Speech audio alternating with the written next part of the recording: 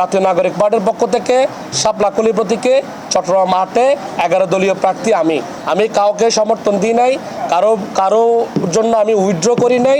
আমি এখানে নির্বাচন করছি এবং সুষ্ঠু নির্বাচন সম্পন্ন না হওয়া পর্যন্ত আমি মাঠে আছি ইনশাল্লাহ। যে একজন বলতেছে আমি নামে গেছি, আরেকজন বলতেছে অন্যজন নামে গেছেন। এটার সর্বশেষ আমরা ডক্টর আবু নাসের ভাইয়ের কাছে দেখলাম, উনি আজকে এটা পোস্ট দিয়ে বলেছেন আমি নাকি ওনাকে সমর্থন দিয়ে নেমে গিয়েছি। আমি এটার তীব্র প্রতিবাদ জানাচ্ছি।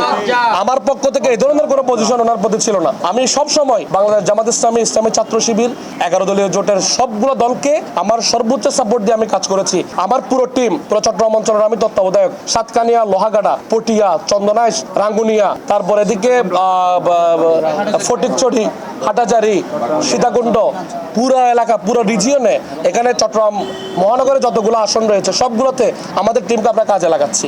যেখানে রিক্সা প্রতীক আছে ওখানে রিক্সা প্রতীক জয় করার জন্য আমাদের লোকজন কাজ করছে, যেখানে দাড়িপাল্লা আছে ওখানে দাড়িপাল্লা জিতার জন্য কাজ করছে, যেখানে ছাতা আছে ওখানে ছাতা জিতার জন্য কাজ করছে।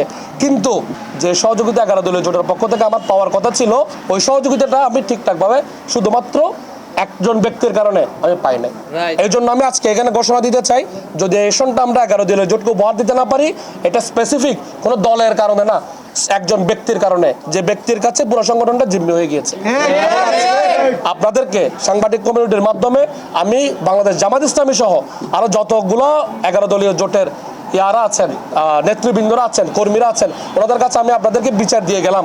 এই ধরনের সিচুয়েশনে আমরা সরকার গঠন করতে যাব, এই ধরনের সিচুয়েশনে বাংলাদেশের একটা ক্রান্তিকাল লগ্নে সময়ে যখন গণতন্ত্রের পক্ষ বিপক্ষ বোঝা যাচ্ছে না, যখন জুলাই গণ অভ্যুত্থানের পক্ষ শক্তি আর বিপক্ষের শক্তি অন্যরকম একটা দ্বিধাদ্বন্দ্বে আছে, যখন জুলাইয়ের যারা কনসেনসাস কমিশনে নোট অফ ডিসেন্ট দিয়েছেন, ওরা যারা নোট অফ ডিসেন্ট এর বিরুদ্ধে যারা জুলাইটাকে বাস্তবায়ন করতে চান সাংবিধানিকভাবে, এরকম একটা দেখা দিয়েছে বা ব্যাপার দেখা গিয়েছে, ওই সময়ে এই ধরনের চূড়ান্ত রকমের ঠাট্টার মতো আচরণ, এগুলোকে আমরা মশকারি হিসেবে দেখছি এবং এগুলো ষড়যন্ত্র কিনা এগুলো আপনাদের মাধ্যমে আমরা খতিয়ে দেখার অনুরোধ জানাচ্ছি।